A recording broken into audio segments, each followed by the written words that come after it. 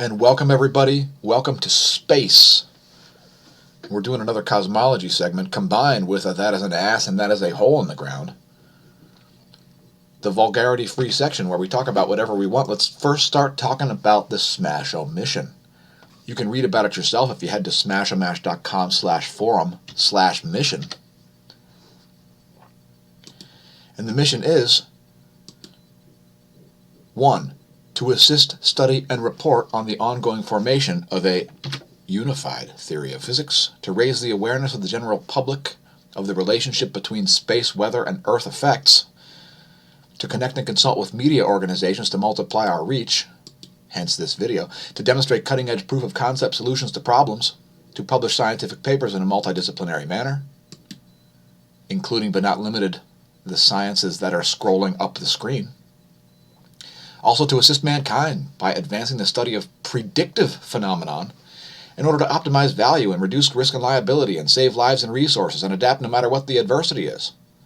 And to not be ossified in our beliefs and to treat those who are with love, respect, and inclusion to the scientific discussion. As we don't want people to be ossified in their beliefs, as that isn't science. So don't be ossified in your beliefs. If the science is making your brain hurt, keep studying it. Keep studying things like 3C405, the second most massive radio source in the sky, second only to the sun. We like it so much we'll be making a t-shirt about it. And believe me, it's not the creepiest thing out there, although it is on our list of the most, where we talk about things like the crab pulsar and so on. Today we're going to talk about something else. But first, let's take a moment to talk about YouTube. Now we've uploaded a video there, and it's called smAsho's Women Vocalist Spotlight Series, Norah Jones. And please take a moment to press like and subscribe if you haven't done so, or perhaps visit the links on the homepage to Patreon, BitChute, Subscribestar, and to smAshomash.org. Now, before we get into more spaced out type stuff, I'd like to note that Alex Jones was on Louder with Crowder a few days ago, and Alex Jones seems very lucid these days. Here's a clip about bouncing goblin women attacking him and others at a Bernie Sanders rally. I want to ask you about this. Bernie Sanders, didn't you guys I think we have some video here. Yeah, so they went to a rally and they got assaulted by women who were, quote, hugging them. Perhaps check out the segment here on Louder with Crowder. It's literally entitled Bouncing Goblin Women, so if you just look that up. Let's hear a quote from what Alex Jones had to say about it.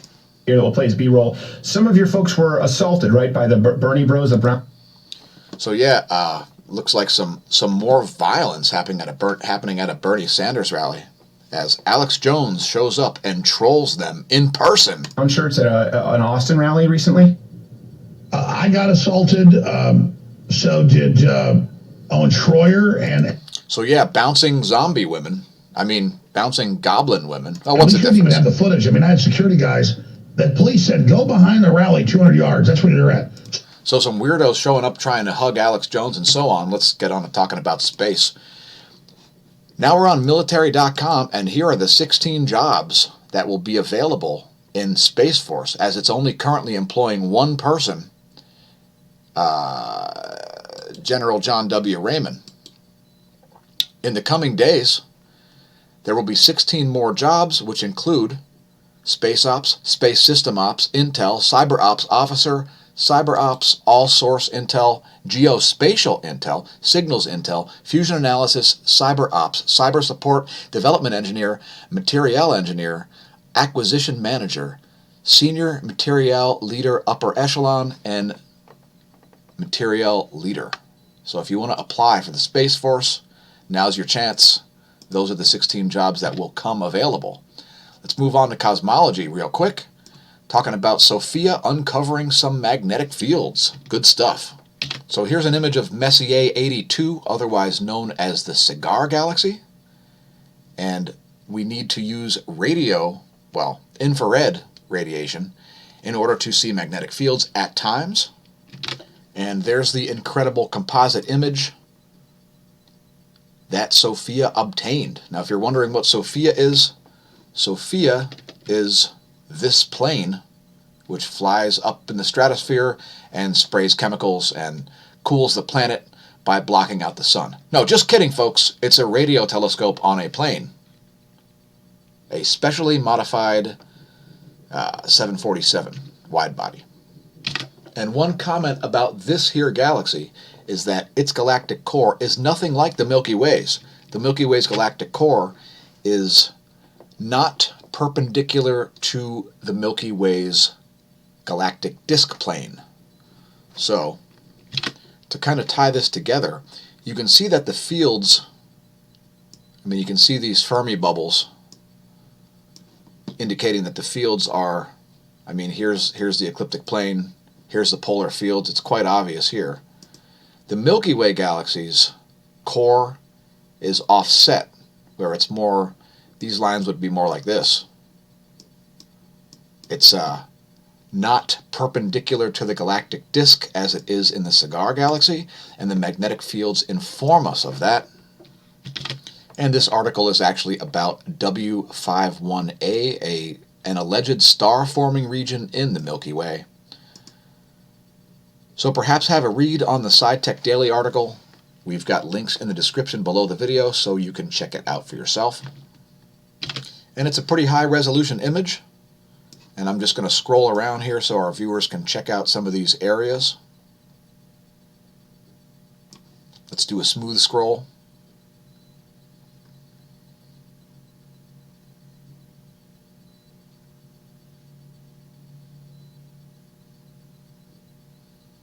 And so some very interesting regions there, and you can see areas that look like nova shells, and you can see obvious filamentary behavior there.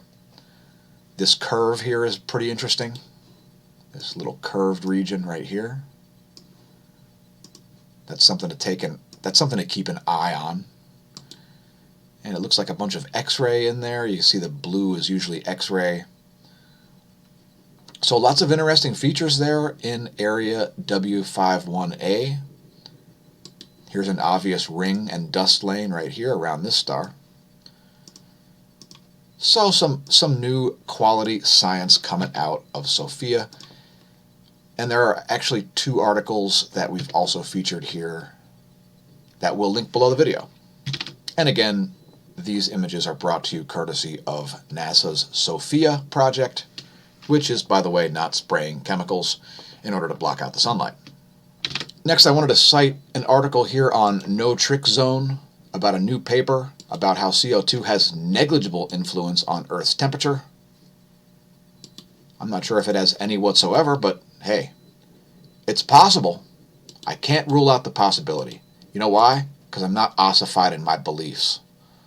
So, but it looks like, once again, carbon dioxide has no effect on the temperature. In fact, it might even lower the temperature if it gets to very, very high levels. Links to this article also below the video. Also, we have linked to this paper about radiative convective equilibrium in a controlled environment testing the effects of CO2. I would also invite you to join the American Association of Variable Star Observers. I've set up an account over there as I need to open a dialogue with them about Deneb. Oh yes, and we're going to leave a link to this page as well, which has got all kinds of information that I've yet to pour through about Deneb, celestial pole star, and generally crazy object. Here's an image of it on Sinbad. And this is a massive X-ray binary with one of the jets, one of the relativistic jets, out of the massive object which orbits the Wolf-Rayet star aimed right at Earth. It was discovered in the 1970s in a cosmic ray detector underneath 1,000 feet of granite in Minnesota. They said, why do we have a 4.8-hour periodicity on our instrument? And the reason is because, well, Parts of that star are right here, especially if you live in the northern hemisphere. So if you want to read all about it, check out smashomash.com/forum. Go to the Cosmology forum and click on Cygnus X3, massive X-ray binary celestial pole star Deneb. And it gets weirder and weirder when you find out that this thing is sending cosmic rays all the way to your back door. Now, we've found Paris Herouni on Facebook, and we've come full circle with some cosmology stuff. Dr. Pierre-Marie Robitaille has got a great video about the Herouni antenna, and let's do some pearl clutching material. The Big Bang is a thing that occurred. Survey said? Oh, geez, I'm so bad at this. The cosmic microwave background is a real phenomenon that can be measured at Lagrange point 2. Survey said? Oh, man. It's frustrating. Anyway, don't be a pearl-clutching pussy and understand the science. We're doing our best to help you do so. Let's try again. LIGO is able to measure gravitational waves from distant galaxies. Survey said? Let's try again. LIGO is able to measure waves of gravity caused by neutron stars merging with black holes from within our galaxy. Survey said? I gotta quit. All right, now don't clutch your pearls, folks. Don't clutch your pearls. All right, are you ready? Brace yourself. There was no Big Bang. Here's a clip from Robitaille. None of them replied. Of course, there was no error. Herouni was an expert in radio engineering. Anyway, the best radio telescope in the world, the Herouni antenna, is hopefully being resurrected by Robitaille as we speak. I know he's been raising funds to get this thing operational again. Its integral design is different from all modern radio telescopes. So perhaps watch this video, The Herouni Antenna, The Death of the Big Bang, something that observationally is not a thing in science. And hey, Smash Team, thanks for viewing the video. Here's a bonus, a feature, just for you.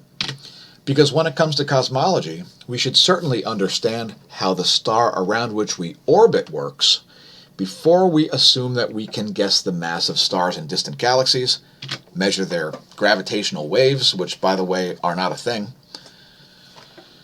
and estimate the mass of distant galactic cores and so on. Because if you don't know how the sun works, you don't know how the rest of the universe works. The sun is the Rosetta Stone of cosmology, which is part of the reason why we have the channel and part of the reason why we're making these videos. So thanks for tuning in, everybody. Looks like there's another bright spot growing up here, right around this area. Something to keep an eye on throughout the day. And when I say eye on, the pun is intentional.